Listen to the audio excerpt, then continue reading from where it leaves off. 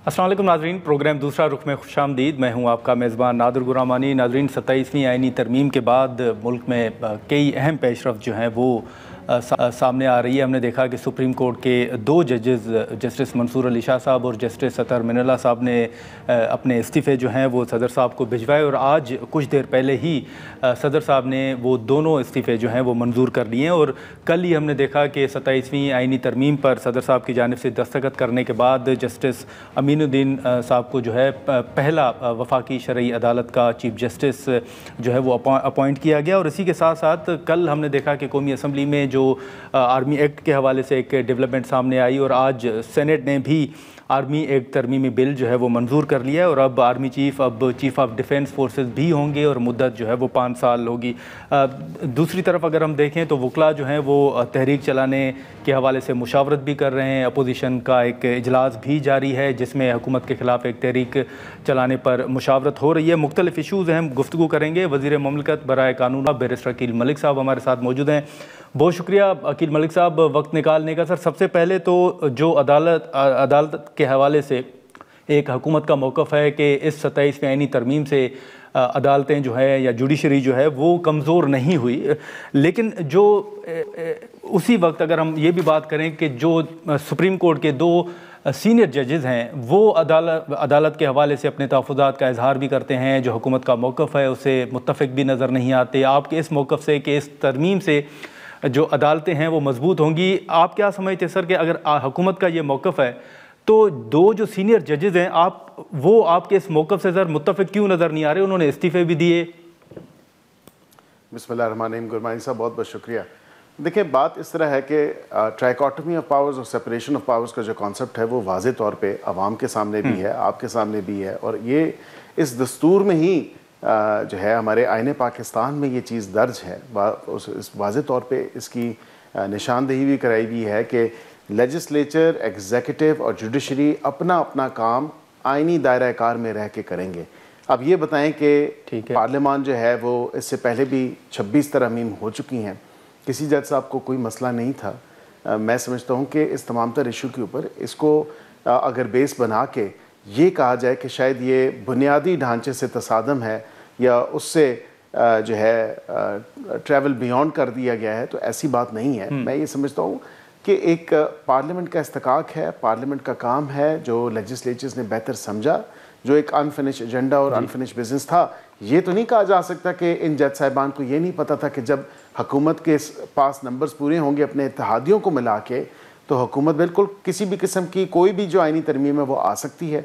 तो ये अगर वाक़तन इस्तीफ़े देने थे और हुकूमत के उस इक़दाम से अगर ऐसा कोई इशू था कि हुकूमत ने तरमीम क्यों की या आइनी बेंच क्यों बनाया और अब आइनी अदालत बना दी, तो असल जो ओरिजिनल आइडिया था वो तो था ही आइनी अदालत का, बेंच का तो नहीं था अदालत। तो यहाँ पे उस वक्त जब आइनी बेंच बने 26वीं आइनी तरमीम के टाइम पे, तो गुरमानी साहब रिज़ाइन अगर प्रिंसिपली करना था तो उस वक्त वो मौका था करने का। साल पूरा आप बैठे रहे और फिर आपने वहाँ पे कोशिश की कि आप अपनी सियासी ताश कहाँ पे फिट करें, कैसे फिट करें, और फिर जब वो पत्ते आपके सामने सारे आ गए और फिर आपको उससे कुछ करामत साबित ना हो सका तो फिर आपने इस्तीफ़ा दे दिया क्योंकि हुकूमत ने आइनी अदालत का क़याम कर लिया। तो मैं समझता हूँ कि क्या ही बेहतर होता कि अगर वाक़तन अगर आप आइने पाकिस्तान को अपहोल्ड करने की बात करते हैं, अगर आप वाक़तन आइने पाकिस्तान के ऊपर हल्फ लेने की बात करते हैं, तो मैं समझता हूँ कि आइने पाकिस्तान तो ये भी कहता है कि आप अपने पर्सनल इंटरेस्ट जो है और आपका ओथ जो है वो ये कहता है कि आप अपने पर्सनल इंटरेस्ट को बीच में नहीं आने देंगे और आप आवाम को जल्द अज जल्द इंसाफ फराहम करेंगे। वो कहाँ पे गया, वो किधर गया? हुकूमत कोई ऐसा इरादा रखती है सर कि मराद बंद की जाए या पेंशन बंद की जाए? मेरे ख्याल से इसको बिल्कुल ज़रूर चेक होना चाहिए। ये तो नहीं है कि आप स्टेट एक्सचेकर पे जो है टैक्स पेयर्स के पैसों पे आप सियासतें भी करें और फिर उसके बाद आप ये भी कहें कि हम इस्तीफ़े दे देते हैं क्योंकि आपको शायद आइनी अदालत पसंद नहीं आई या आपके पॉलिटिकल मोटिव्स जो हैं वो पूरे नहीं होने जा रहे। बसद एहतराम माज़रत के साथ दोनों बहुत अच्छे जज थे, पर वो सियासत की नज़र हो गए। एक दूसरे के साथ जो उन्होंने एक सियासी गेम सेट की थी या इस इदारे के अंदर, और आज से नहीं कई अरसे से ये सियासी गेम्स जो हैं, मुझे माज़रत के साथ ये लफ्ज़ इस्तेमाल करना पड़ता है, पॉलिटिशियंस इन रोब्स। अगर सियासत ही करनी है तो फिर देते इस्तीफ़ा, फिर ढूंढते कोई ऐसा हल्का जहाँ पे आप 2 साल इंतज़ार करने के बाद, क्योंकि 2 साल की तो आपके पास कदगन है कि किसी सियासी पार्टी, किसी सियासी एक्टिविटी में आप हिस्सा नहीं ले सकते, तो क्या ही बेहतर होता। लेकिन बैरिस्टर साहब आपने सुना होगा ख्वाजा जी इलेक्शन लड़ लेते जी, लेकिन आपने सुना होगा कि ख्वाजा आसिफ साहब ने भी फ्लोर ऑफ द हाउस जिक्र किया, मुशर्रफ साहब की कैबिनेट का जिक्र किया, अभी आप भी जिक्र कर रहे हैं उनकी सियासत के हवाले से। तो सर हुकूमत के पास फिर ऑप्शन, एक रेफरेंस भी तो होता है। माजी में जिस तरह सदर साहब ने कादी फायद ईसा साहब के खिलाफ एक रेफरेंस भेजा था, अगर हुकूमत को इतने ही तहफ़्फ़ुज़ात थे तो आप नहीं समझते कि फिर आपको उन जजेस के खिलाफ कोई रेफरेंस दायर करना चाहिए था, कोई आइन के कानून के मुताबिक कार्रवाई करनी चाहिए थी? देखिए, हुकूमत ने बहुत ज़्यादा रेस्ट्रेंट शो किया है इस तमाम तर मामले के ऊपर कि गो के बज़ाहिर तो यही नज़र आता था कि सियासी मोटिव्स हैं, और वाज़ेह तौर पे ये कोई ढकी छुपी बात नहीं, ये ज़बान ज़द आम है। आप लीगल फ्रेटर्निटी के अंदर पूछें तो आपको पता होगा कि क्या चलता रहा है, अदलिया हमारी क्या क्या करती रही है, किस किस एडवेंचर के ऊपर जो है वो काम करती रही है, और माज़त के साथ उसकी एक तारीख़ है जो मेरे ख्याल से रकम हुई है शहीद जुल्फ़िकार अली भुट्टो साहब के जुडिशल मर्डर से लेके उसके बाद फिर गिलानी साहब को जो 30 सेकंड में हटाया, फिर मियाँ साहब का देख लें, पनामा के ऊपर इकामा पे बहाने बना के निकाला, तो कम अज़ कम, और फिर ऐसे नोटिस लिए जो हमने सबसे एक ज़बरदस्त काम किया अल्हम्दुलिल्लाह। मैं इस पार्लियामान को खराज तहसीन पेश करता हूँ। सू मोटो का लेफ़्ट राइट सेंटर जो है ना इस्तेमाल हो रहा था डैम बनाने के लिए, टमाटर प्याज की कीमतें चेक करने के लिए, PIA के मामला खोलने के लिए। तो ऐसी मतलब ऐसे इश्यूज नहीं थे जो आप अपने सिर्फ अपने आप को लाइमलाइट रखने के लिए, अपने पर्सनल इंटरेस्ट को मुकद्दम रखे हुए आपने तमाम तर मामला और अदालत की पूरी साख को नुकसान पहुंचाया। अदालती हिस्ट्री जो हमारी लेकिन आप समझते हैं बैरिस्टर शकील मलिक साहब के मजीद इस्तीफे भी आ सकते हैं, और अगर ये इस्तीफे आते हैं तो आप समझते हैं कि ये हुकूमत के लिए एक चैलेंज होगा? Gurbani sahab, with all due respect, this is not a job, this is there in service of the people, और वो आप होल्ड करने हैं आइन को, और आइन की तशरीह का काम है, ये कोई मुलाजमत नहीं है। अगर किसी को ना पसंद आए और कोई इत्तफाक ना करे आइनी अदालत के साथ, और वो ये समझे कि अब क्योंकि पार्लियामान ने ये काम किया है तो शायद अपने अंदर उनकी इनसिक्योरिटीज़ हों माज़िद के साथ, तो बिल्कुल जिसको इस्तीफ़ा देना है वो दे दे। I am sure there are other brilliant lawyers as well who are vying to actually be elevated not just to the Federal Constitutional Court but also to the High Courts as well. तो वो ऐसी बात तो नहीं है। बिल्कुल आपने देखा कि कई लोग आए, कई लोग गए, ये तो इससे तो कोई ऐसा खला पैदा नहीं होता। हाँ, अपनी अगर नॉलेज और अपना अच्छा काम और अच्छी जो एक आपकी एक रिस्पेक्ट है या उसकी जो इज़्ज़त है आपकी, उसको अगर आप मुकद्दम रखते हुए अवाम के मफाद में काम करें और अपने इंटरेस्ट को पीछे छोड़ें, तो मैं समझता हूँ कि बिल्कुल उस हवाले से तो लॉस है। लेकिन उस हवाले से अगर देखा जाए तो फिर जो गेम्स थी, जो पॉलिटिकल गेम्स खेली जा रही थी, उस हवाले से मैं समझता हूँ कि बेहतर है कि अदालत के अंदर ऐसी गेम्स और पॉलिटिकल जो एक पोजीशनिंग है वो नहीं होनी चाहिए। लेकिन बैरिस्टर शकील मलिक साहब, एक जो आपके ऊपर, आपसे मुराद मुस्लिम लीग नून के ऊपर, हुक्मरान जमात के ऊपर जो तनकीद होती है वो ये भी है कि जब आपसे 27वीं आईनी तरमीम का या किसी भी तरमीम का बिल का पूछा जाता है तो आप कहते हैं कि फ़िलहाल ऐसा कोई माहौल जो नज़र नहीं आ रहा है, ना ही कोई तरमीम आ रही, और अचानक फिर 27वीं आईनी तरमीम के हवाले से बिलावल साहब ने ट्वीट कर दिया। अब ये 27वीं आईनी तरमीम जब ऐवान के अंदर थी और बहस हो रही थी तो उसी वक्त फैसल वाडा साहब कह रहे हैं कि 27वीं आईनी तरमीम तो मंजूर हो गई, आप 28वीं तरमीम के हवाले से बात करें। तो मैं आपसे ये जानना चाहूँगा कि क्या वाकई 28वीं तरमीम भी के कार्ड्स भी मौजूद हैं और पार्लियामेंट की मुद्दत बढ़ाने के हवाले से भी कोई मामला ज़ेर गौर है?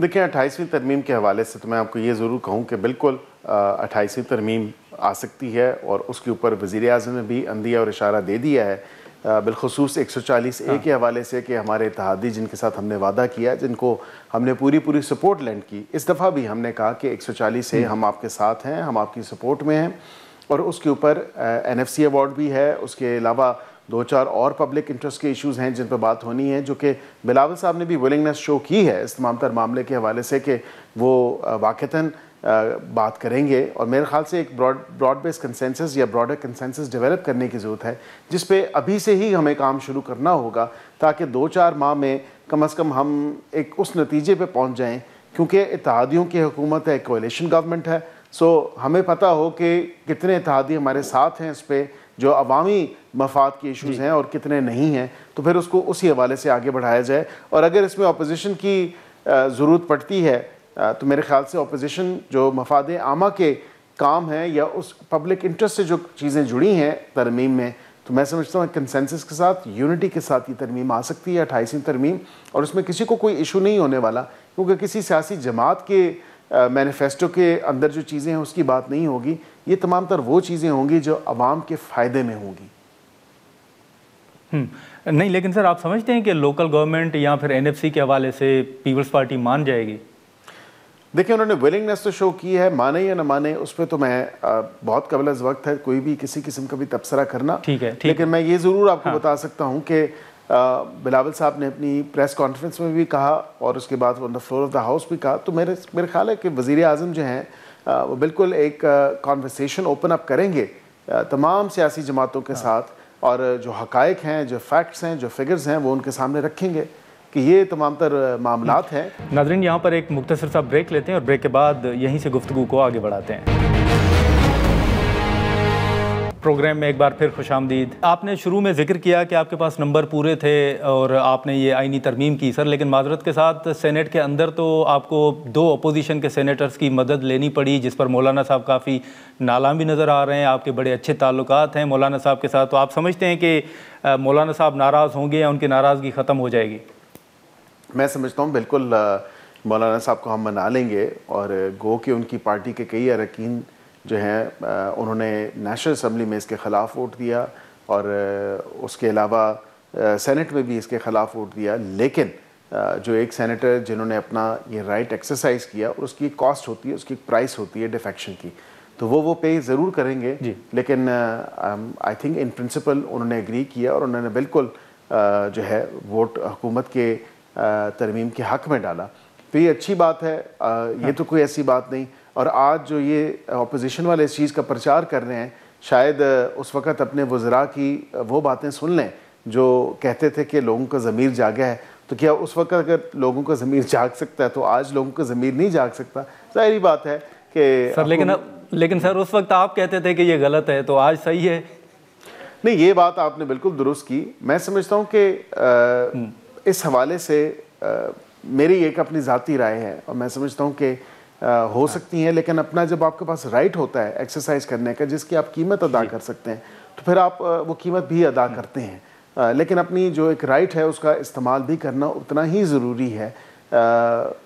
अगर कोई ऐसी चीज़ हो जो कि इतनी गलत हो, तो आपको पार्टी लाइन से बाहर भी अगर जाना हो, तो मैं समझता हूँ उसकी अगर कीमत पे करनी हो तो वो ज़रूर ज़मीर की आवाज़ होती है, और वो पे करने के लिए इंसान को तैयार भी होना चाहिए। पे करनी पड़ती है। लेकिन सर अभी हमने देखा कि कौमी असम्बली में स्पीकर साहब ने एक मरतबा फिर अपोजिशन को, PTI को मुज़ाकरात की दावत दी है और उन्होंने कहा है कि वो फैसिलिटेट करने के लिए तैयार हैं और मुज़ाकरात के ज़रिए आगे बढ़ा जा सकता है।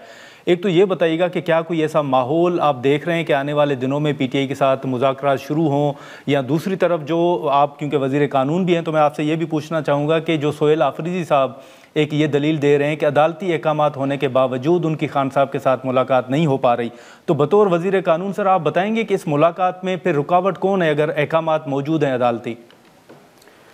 देखिए, मैं तो ये भी कहता हूँ कि आज पेशावर हाई कोर्ट का जो फैसला आया है वो भी अदालती अहकामात हैं। उस हवाले से अगर आप ये देखें, एक तरफ इस्लामाबाद हाई कोर्ट अगर ज़्यादा मुकद्दम है, तो मेरे ख्याल से पेशावर हाई कोर्ट भी उसी पैरिटी पे है।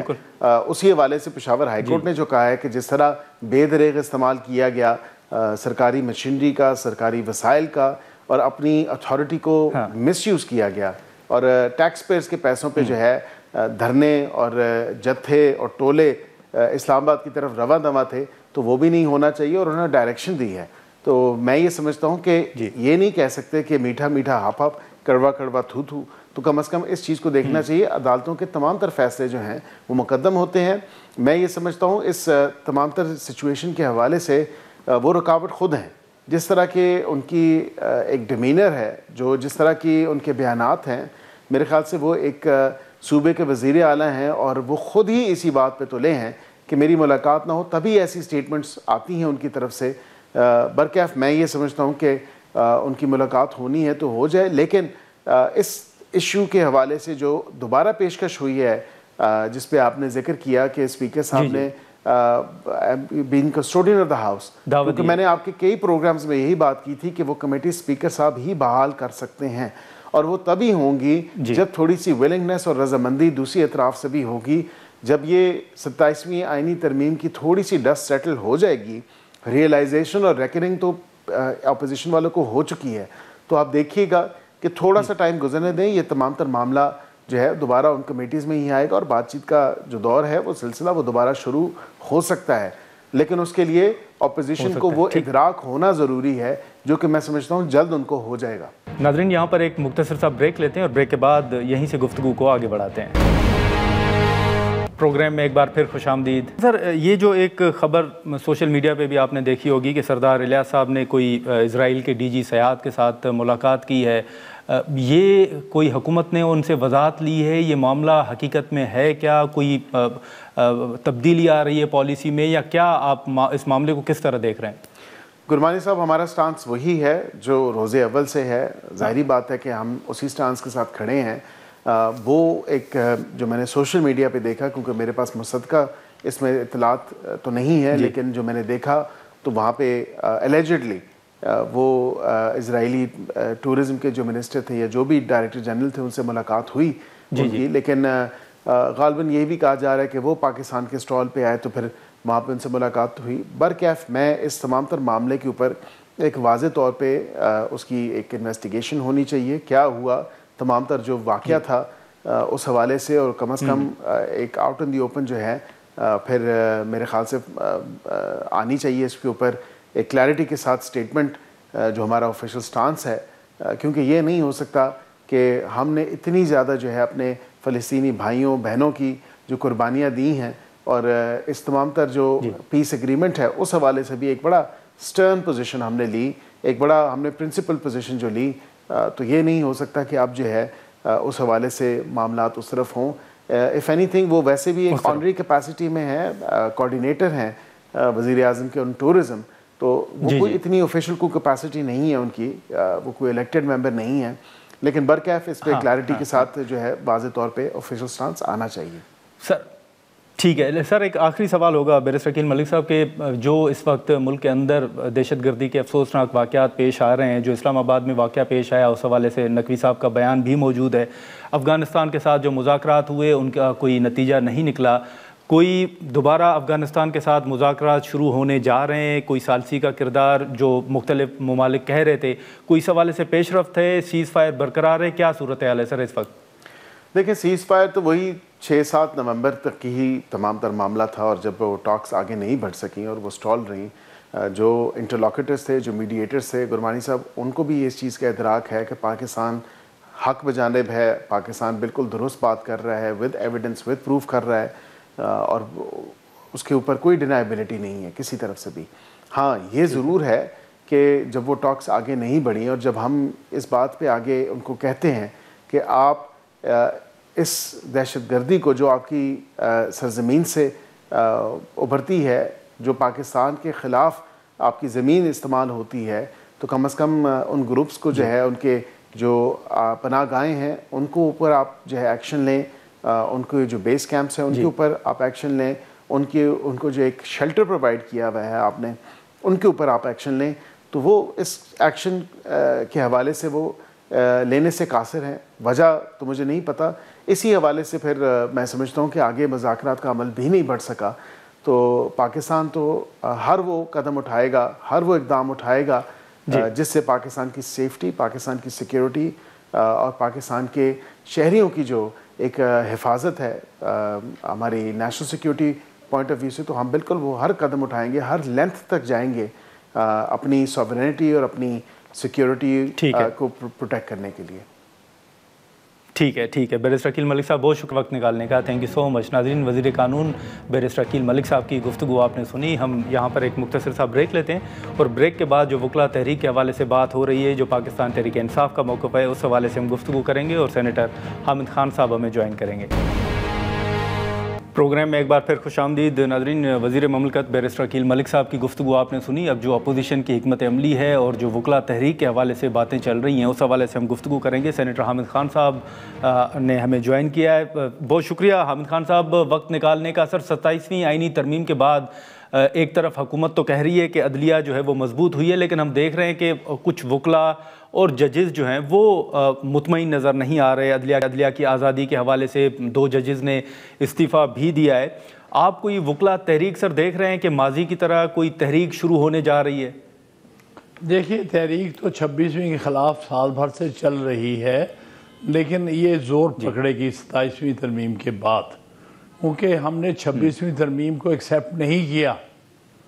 और ये जो चंद अदालती लोग थे जो कि अब उनको भेजा गया है एक अनकॉन्स्टिट्यूशनल कोर्ट में, तो वो उन्होंने रस्ते रोके हुए थे। तो अब हम समझते हैं कि कोई भी वकील जो अपने आप को वकील कहता है वो 26वीं और 27वीं तरमीम को कबूल नहीं कर सकता। सिर्फ वही कबूल कर सकते हैं जो हुकूमत के दिए हुए मफाद की खातर उनके साथ आगे पीछे फिरते हैं। इसलिए ये कहना कि इस पर वकील आपस में डिवाइड है, नहीं। जहाँ तक ओपिनियन है वकीलों की, वो सब इन दोनों तरमीम के ख़िलाफ़ है।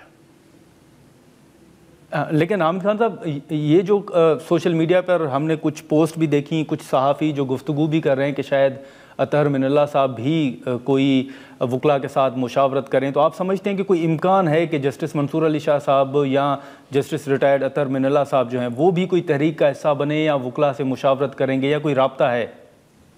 देखिए, ये तो वक्त बताएगा, ये उनकी ऑप्शन है। हम वकला अपने तौर पर एक आज़ाद पेशा हैं। हम आज़ाद प्रोफेशन में होते हुए हम अपना खुद फैसले करते हैं। हमारी एसोसिएशन, हमारी काउंसिल्स खुद फैसले करती हैं, और इंशाअल्लाह ताला हम समझते हैं कि हमारी कौमी ड्यूटी है कि हम इस गैर आइनी इक़दाम जो कि 26वीं और 27वीं तरमीम में, जिसकी वजह से आइन जो है वो दफन हो चुका है, अदलिया जो है वो तबाह बर्बाद हो गई है, मुल्क में कोई आइन और कोई अदालती निज़ाम नहीं है, हमें उसके लिए कोशिश करनी है। अलबत्ता हम इसको बहुत अप्रिशिएट करते हैं जो कि मंसूर अली शाह और अतहर मिनल्ला साहब ने एक स्ट्रॉन्ग प्रोटेस्ट किया है। हम ज़रूर उनके साथ उन्हें खराज तहसीन भी पेश करेंगे, और अगर वो हम में शामिल होना चाहेंगे हम उनको वेलकम करेंगे। तो सर, आप कोई मज़ीद इस्तीफ़े भी देख रहे हैं? कोई ऐसा माहौल आपको नज़र आ रहा है? देखिए, माहौल तो इन्होंने बना दिया है। इस्तीफ़े कितने होते हैं कितने नहीं होते वो सेकेंडरी बात है।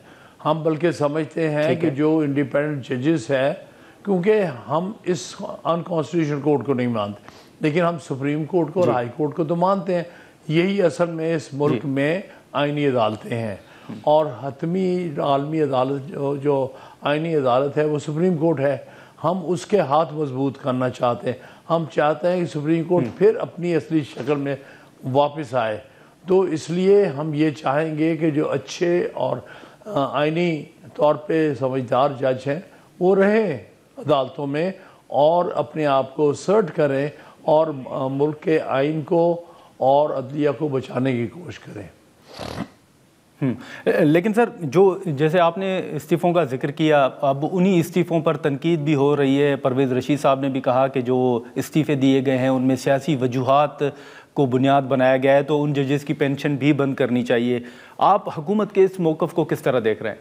देखिए, ये कोई हुकूमत तो नहीं है, ना उनका कोई मौक़िफ़ है।